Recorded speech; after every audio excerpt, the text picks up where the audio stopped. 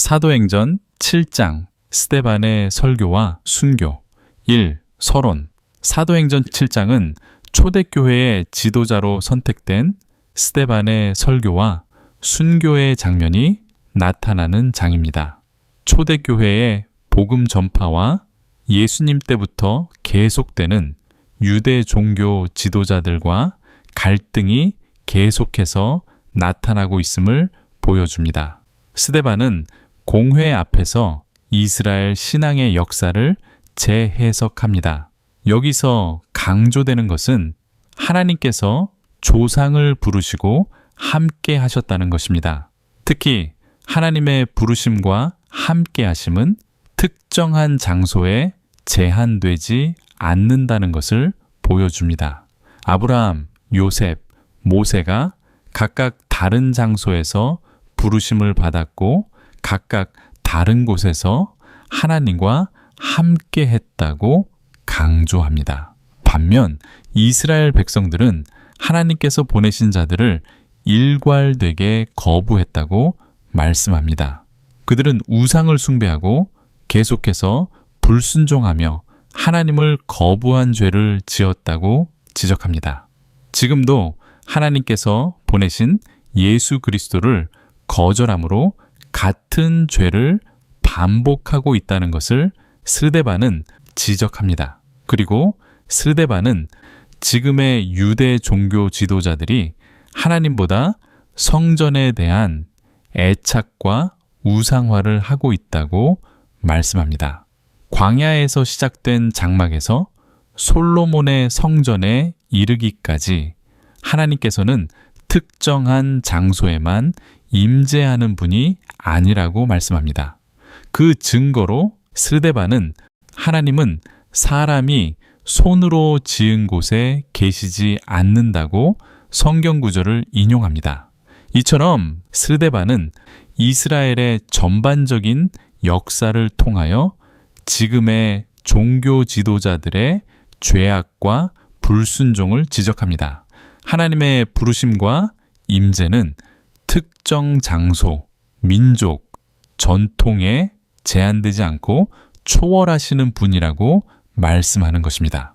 그리고 예수님이 예언된 의인이시고 하나님의 우편에 계신 인자라고 말씀합니다. 우리는 이 시간에 사도행전 7장을 5부분으로 나누어서 살펴볼 것입니다. 첫째, 사도행전 7장 2절에서 16절까지 아브라함과 족장들의 부르심과 함께하심.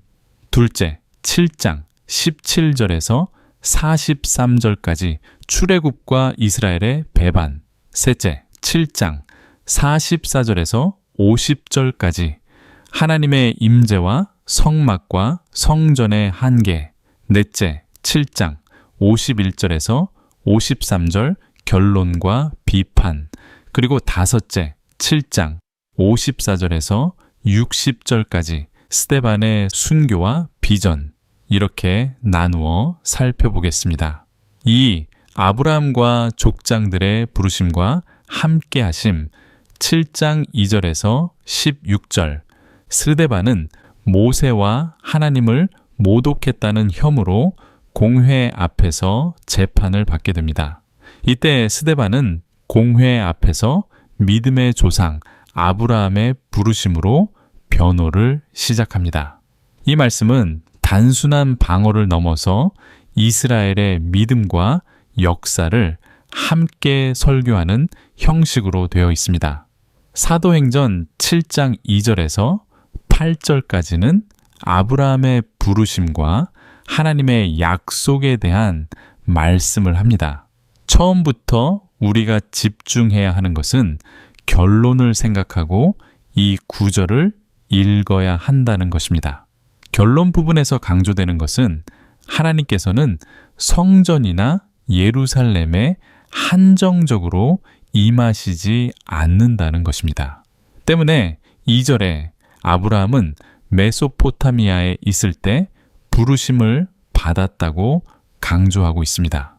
이것은 아브라함의 여정이 예루살렘 밖에서 시작되었다는 것을 보여주고 하나님의 사역은 처음부터 예루살렘과 성전 밖에 있었다는 것을 의도하는 표현입니다. 그러면서 좀 특별한 표현이 더 나타납니다. 영광의 하나님이 아브라함에게 나타났다는 표현입니다. 하나님의 임하심이 아브라함에 나타났다는 것입니다. 이 표현 또한 하나님의 임재가 성전이 아닌 하란과 메소포타미아에 임하셨다는 것을 강조하는 것입니다. 그리고 4절에서 5절에는 약속의 땅을 강조하고 있습니다. 유대인들이 애착하는 땅과 예루살렘에 대한 물리적 소유에 대한 지적입니다. 하나님께서 아브라함에게 즉각적으로 땅을 주지 않으셨다고 5절에 말씀합니다. 다만 미래의 후손에게 주신다고 약속하셨다는 것에 주목합니다. 이는 아브라함의 믿음을 강조하는 것입니다. 더 나아가서 6절에 아브라함의 후손들도 땅에 정착하지 못하고 나그네가 되었다고 말합니다. 이렇게 세우데바는 의도적으로 땅과 특정 지역을 넘어 하나님의 보편적인 임재와 땅의 소유에 묶이지 않는다는 것을 말씀합니다. 반면 7절에서는 땅의 소유가 아닌 나를 섬기라, 즉 하나님께 드리는 예배를 강조합니다. 이는 성전 중심의 예배가 아니라 하나님의 존재에 대한 예배가 중요한 것이라고 말하는 것입니다. 언약의 하나님, 구원의 하나님을 예배하는 것이 본질이라고 말하는 것입니다. 그러면서 이제 할례의 언약을 말하고 있습니다. 하나님과의 언약 관계의 상징인 할례를 통하여 이스라엘의 정체성을 확립한다고 말하는 것입니다. 이 또한 할례 자체보다 할례를 통하여 하나님과의 언약 관계 안에 있다는 것을 강조하기 때문에 할례의 언약이라는 표현을 사용한 것입니다. 이제 스데반의 이야기는 계속해서 요셉으로 넘어갑니다. 여러 조상들이 요셉을 시기했다고 되어 있습니다. 그럼에도 강조되는 것은 하나님이 요셉과 함께 하셨다는 것입니다. 이집트에서도 하나님은 요셉과 함께 계셨습니다. 장소가 문제가 아니라는 것을 말하고 있습니다. 하나님께서 요셉과 함께 하셨기 때문에 요셉은 이집트의 총리가 되었고 큰 환난을 벗어날 수 있게 된 것이라고 말씀합니다. 더 나아가서 조상들이 이집트로 이주하게 되었다고 말합니다. 계속되는 16절에 조금 어려운 문장이 나타납니다. 조상의 무덤이 세겜에 있다고 되어 있습니다. 하지만 창세기에 보면 아브라함이 구매한 땅은 막벨라 동굴이었고 요셉이 세겜에 매장되었습니다. 그런데 사도행전에 세겜이라고 말한 것은 역사적인 세부 사항을 함축하여 말했기 때문입니다. 여기서도 강조되는 것은 하나님의 약속의 땅이 성취되었다는 것을 말해주고 있습니다. 여기까지의 결론은 우리 조상들의 부르심은 처음부터 이방인의 땅에서 시작되었다는 것을 강조합니다. 쉽게 말하면 하나님의 언약은 특정 지역에 묶여 있지 않다고 강조합니다. 그러면서 하나님은 우리 조상과 함께 하시고 믿음이 있는 곳에 임재하였다는 것을 말하는 것입니다. 3. 출애굽과 이스라엘의 배반 7장 17절에서 43절. 이제 스데반의 설교는 모세를 예수님의 예표로 제시합니다. 출애굽의 배경과 내용을 설명하면서 이스라엘의 불순종이 지금까지 이어져 예수님을 십자가에 못 박아 죽였다는 것으로 이어지는 내용입니다. 7장 17절부터 29절까지는 모세의 출생과 배척에 대한 내용입니다. 이집트에서 이스라엘 백성이 번성한 이유를 17절에서 설명합니다. 하나님의 언약 때문에 이스라엘이 번성했다고 말합니다. 하지만 이집트의 새로운 왕은 이스라엘에게 고난을 줍니다. 이러한 고난 가운데 모세가 태어나고 하나님의 보호를 받게 됩니다. 그 이유도 20절에 하나님 보시기에 아름다웠기 때문이라고 말하고 있습니다. 그러면서 모세는 이집트 사람들의 모든 지혜를 배웠다고 22절에 말씀합니다. 모세의 지도자적 자질과 요건을 갖추게 된 배경으로 설명합니다. 그리고 40세가 되어 지도자로 나서서 동족을 방문했다고 되어 있습니다. 참고로 한글 성경에는 방문하다가 아니라 돌보다로 번역이 되어 있습니다. 그리스어 본문은 방문으로 되어 있습니다.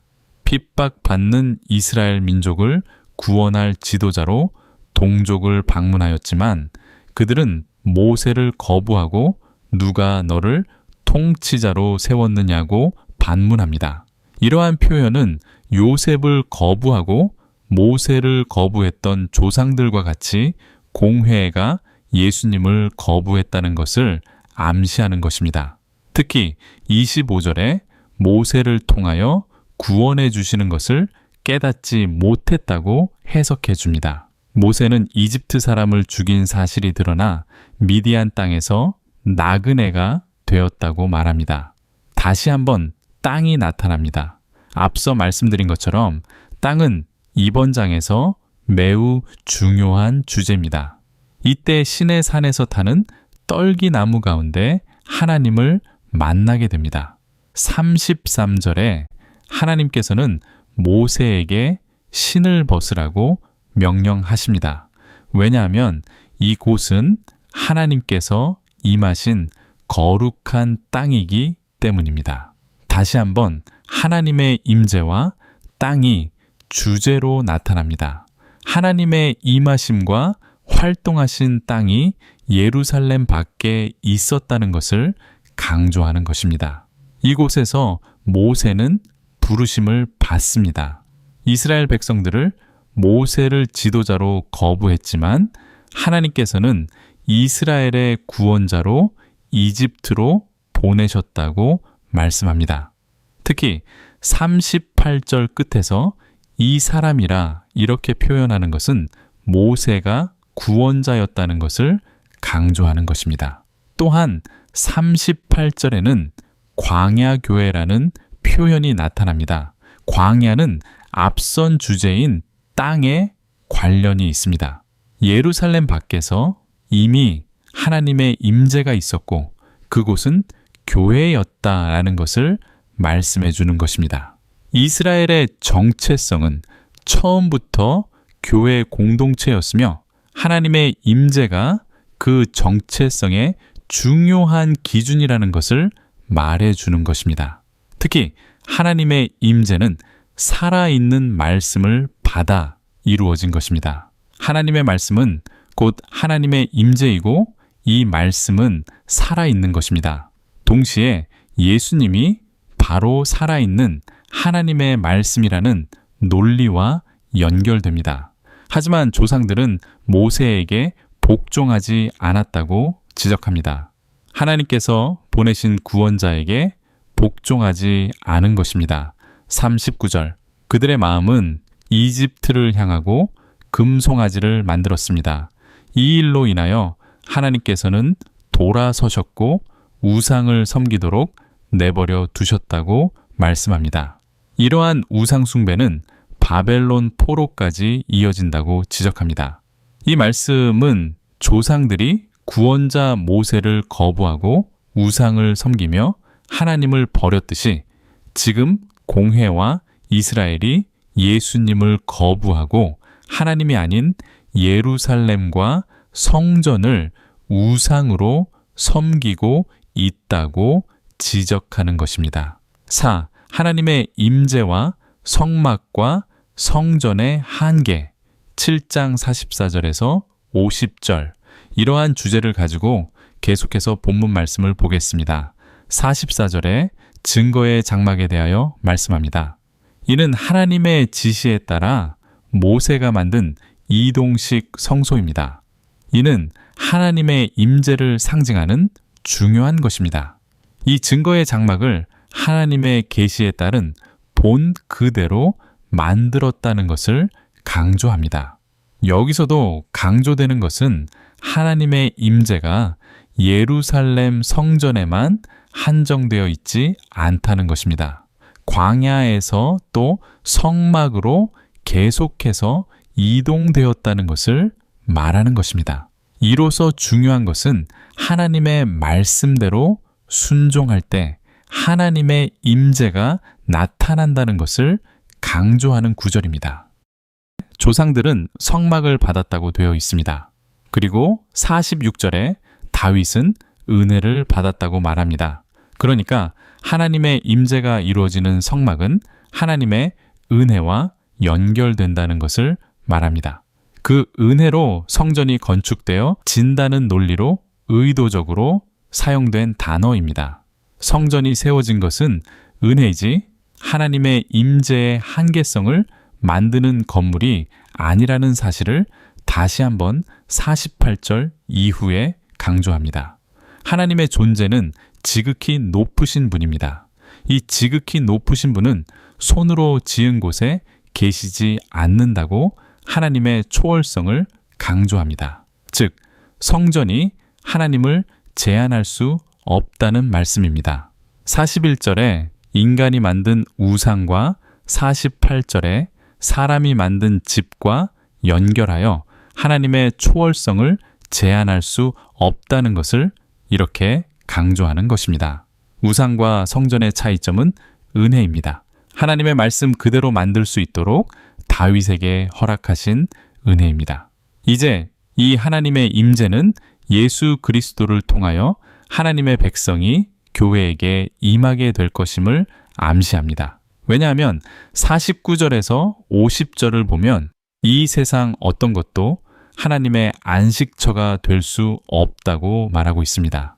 이제 성전 중심의 신앙의 한계를 비판하고 이제 교회 중심의 신앙으로 변화되었음을 강조하는 것입니다. 5. 결론과 비판 7장 51절에서 53절 이제 스데반은 공회의 영적 완악함을 단죄합니다. 51절에 목이 곧고 라는 표현이 나타납니다. 이는 출애굽기 33장 3절에 우상을 섬기고 하나님의 말씀을 듣지 않는 이스라엘의 완고함을 비판하는 구절을 인용한 것입니다. 또한 마음과 귀에 할례를 받지 못한 사람들이라고 말합니다. 이는 레위기 26장 41절과 예레미야 6장 10절을 인용하여 하나님의 말씀을 듣지 않는 공회와 이스라엘을 비판하고 있습니다. 이 불순종은 단순히 고집을 부리고 하나님의 말씀을 듣지 않는 것을 넘어 성령에 대적하는 행위라고 지적합니다. 공회가 예수님을 대적하고 계속해서 성령을 대적하는 그들의 죄는 조상들이 우상을 섬기는 죄와 동일시 된다는 논리를 펴고 있는 것입니다. 계속되는 52절에는 좀 더 직접적인 비판이 나타납니다. 선지자 중에 누구를 핍박하지 않았느냐 이렇게 묻습니다. 이스라엘의 조상들은 하나님께서 보내신 모세를 거부했고 다른 선지자들도 거부했습니다. 그리고 하나님께서 보내주시기로 약속한 의인 예수님까지 거부하고 죽인 살인자가 되었다고 강하게 비난합니다. 뿐만 아니라 천사가 전해준 율법마저 지키지 않는다고 53절에 말씀합니다. 스데반은 율법을 존중할 뿐만 아니라 신성한 것이라고 인정하는 표현입니다.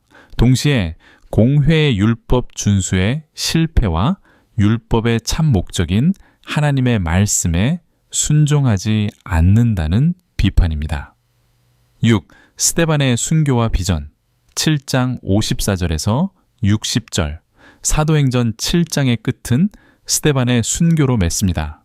스데반은 공회에 예언자적 책망을 했습니다.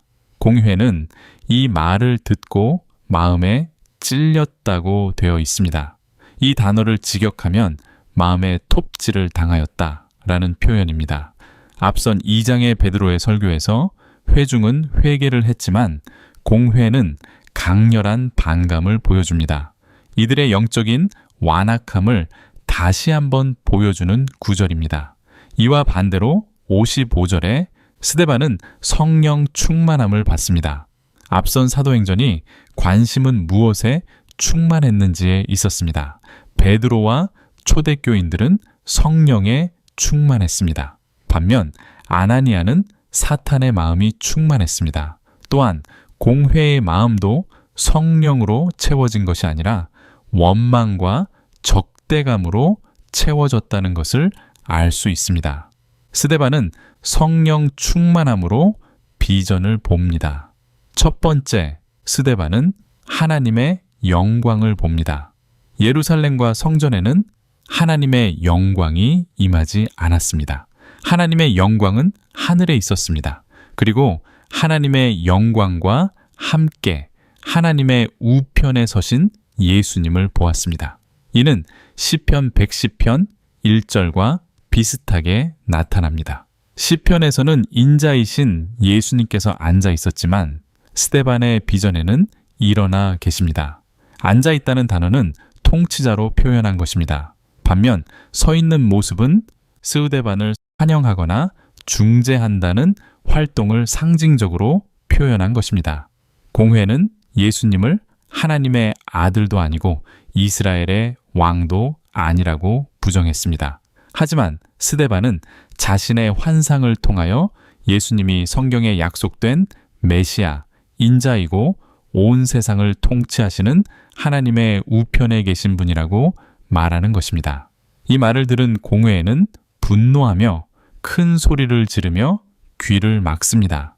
이는 스데반이 방금 지적한 대로 귀가 할례받지 않았다는 것을 그대로 보여줍니다. 이들이 영적 폐쇄성을 그대로 보여주는 것입니다. 공회는 통제력을 상실하고 스데반을 성 밖으로 끌고 가 돌로 칩니다. 돌로 쳐 사형을 집행하는 것은 신명기 13장 6절에서 10절에 근거합니다. 신명기에는 하나님을 배반하게 하거나 하나님의 명령에서 꿰어내려고 할 때 집행하는 사형제도입니다. 이는 아이러니하게도 공회가 받아야 할 죄를 스데반이 받았다는 것을 보여줍니다. 이때 사형을 집행하는 증인들이 그들의 옷을 벗어 사울의 발 앞에 둡니다. 옷을 벗는 행위는 옷을 벗고 자유롭게 돌을 던질 수 있게 하는 유대적 관습에 있습니다. 또 사형 판결을 받은 자들에 대하여 먼저 증인들이 직접 사형을 집행하도록 규정하는 신명기 17장 6절에서 7절에 근거합니다. 그리고 사울 앞에 옷을 둔 이유는 사울이 이 사형 집행에 동의했다는 것을 상징적으로 보여주는 것입니다. 사울이 스데반의 재판과 사형의 묵시적인 책임과 공모자라는 것을 암시하고 있습니다. 이제 스데반은 59절에 주 예수여 내 영혼을 받으시옵소서 이렇게 말합니다. 또한 60절에 주여 이 죄를 그들에게 돌리지 마옵소서 이렇게 기도합니다. 이는 예수님께서 십자가에서 하신 기도와 비슷합니다. 이를 통하여 우리는 스데반이 진정한 예수님의 제자였다는 것을 확인할 수 있습니다. 초대교회가 강조하는 것은 예수님을 따르는 자를 넘어서 예수님의 제자가 어떤 것인지 보여주는 단편적인 예로 스데반을 보여주고 있습니다. 성령이 충만한 사람, 많은 사람들에게 존경받는 사람, 지도자적 능력이 있는 사람, 그리고 예수님의 제자라는 것을 보여줍니다. 7. 이제 결론을 내리겠습니다. 첫째, 하나님의 임재는 장소에 제한되지 않는다. 스데반은 아브라함, 요셉, 모세를 통해 하나님은 특정한 장소나 건물, 예루살렘 성전에 제한되지 않는다고 강조합니다. 하나님은 처음부터 믿음의 사람과 함께 하시는 분임을 말씀하고 있습니다. 하나님의 영광 또는 임재는 메소포타미아, 이집트, 광야, 시내산 등에서 나타났습니다. 이처럼 하나님의 역사와 임재는 인간이 설정한 공간의 경계를 넘어서 자유롭게 일하십니다. 둘째, 이스라엘의 불순종. 스데반은 조상들이 하나님께서 보내신 자들을 반복해서 거부했다는 역사의 흐름을 짚어줍니다. 요셉, 모세, 선지자들, 그리고 마침내 예수 그리스도까지 그들은 하나님이 보내신 자를 알아보지 못했고 핍박했습니다. 이는 단순한 실수가 아닌 영적 완악함의 결과입니다.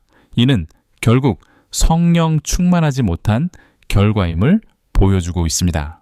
셋째, 예루살렘과 성전의 우상화. 성전은 본래 하나님의 임재를 상징하는 장소였습니다.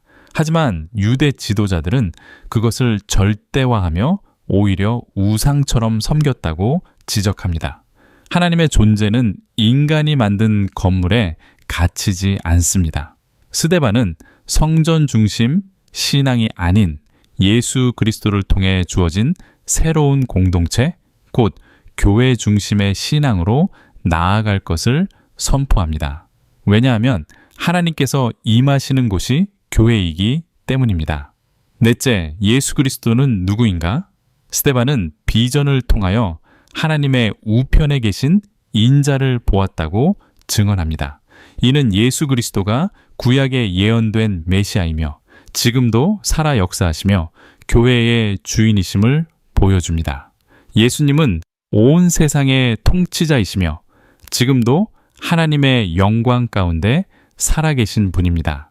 이제 적용을 생각해 보겠습니다. 하나님의 임재는 어디에나 있습니다. 하나님은 교회 건물에 한정된 분이 아닙니다. 하나님의 임재는 새로운 성전인 우리의 몸 안에 또 우리의 모임인 교회에 있습니다. 때문에 우리의 가정, 직장, 인생의 고난의 자리에서도 하나님은 언제나 함께 하십니다. 우리가 처한 장소가 아니라 우리가 믿음으로 반응할 때, 그리고 성령으로 충만할 때 하나님의 영광이 임하는 것입니다.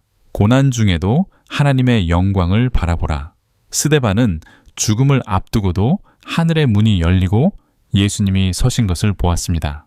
우리가 억울한 일을 당하거나 핍박 가운데 있을 때에도 믿음의 눈으로 하늘을 바라보고 하나님의 영광을 보는 자가 되어야 합니다.